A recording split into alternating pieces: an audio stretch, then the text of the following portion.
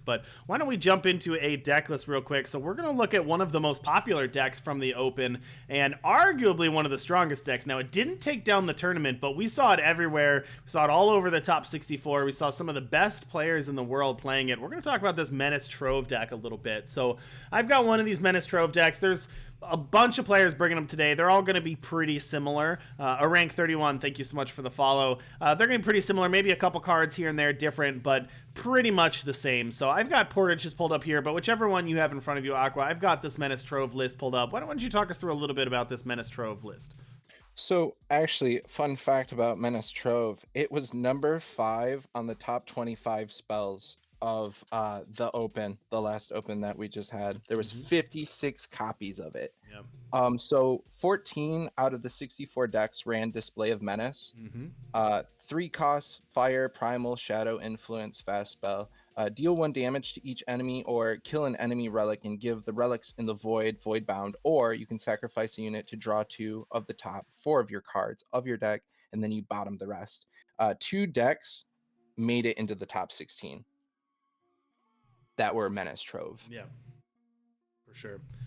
So generally the way that this deck works, so quick over, you'll see it in action today, I'm sure, but it's essentially a sacrifice deck, which means you're going to have a bunch of units that give you value that you don't mind tossing away. So Grenadin Drone gives you 2 1/1s for 1 card, so you don't mind tossing those away. Grenahen, of course, the sweet new card, allows you to basically draw a card and then be able to toss it away.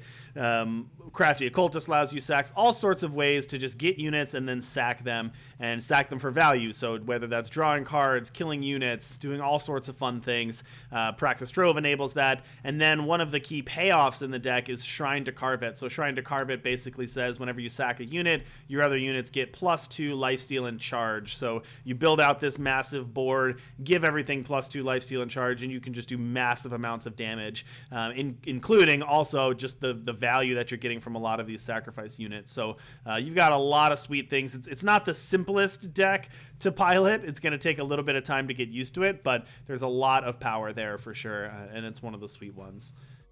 All right, now another deck to look at, and this one was pretty popular but has gone through some changes. We're going to pull up an Even Feln deck here. So give me 1 second. Let me tell Aqua which one we're pulling up on screen there. So just sent that one to you. So this is one of the ones we're going to watch in our feature match to start things off, and might look pretty familiar, but a couple changes here. So we're going to look at Even Feln here, but notable difference, you don't see any Huntresses, so no Maveloft Huntress here. One of the best 2-drops in the game, now a 3-drop, is not in this list anymore. Similarly, 6-cost Ikaria, which in some builds you saw, also now not a 6-drop, cannot be in the Even Feln deck. So a little bit of changes, but what are we looking at with this sweet Even Feln build here, Aqua? So in the Stormbreak 5K Open, top 64, there were actually 35 decks that ran a Feln combination, 18 of which were just strictly Feln.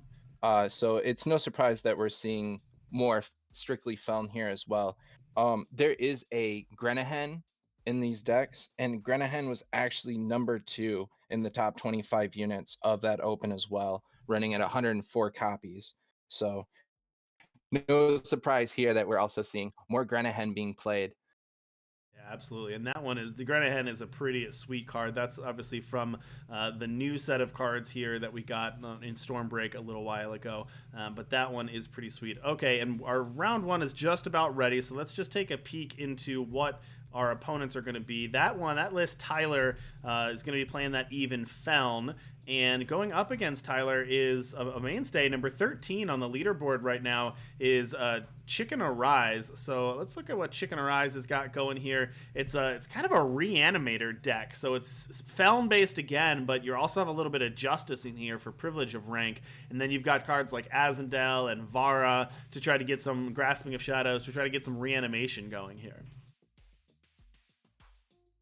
Yeah, for sure. Actually, it's really funny because Strictly Feln just won the entire tournament as well from the Boxer. Yeah. And 5 Strictly Feln decks were finished in the top 8.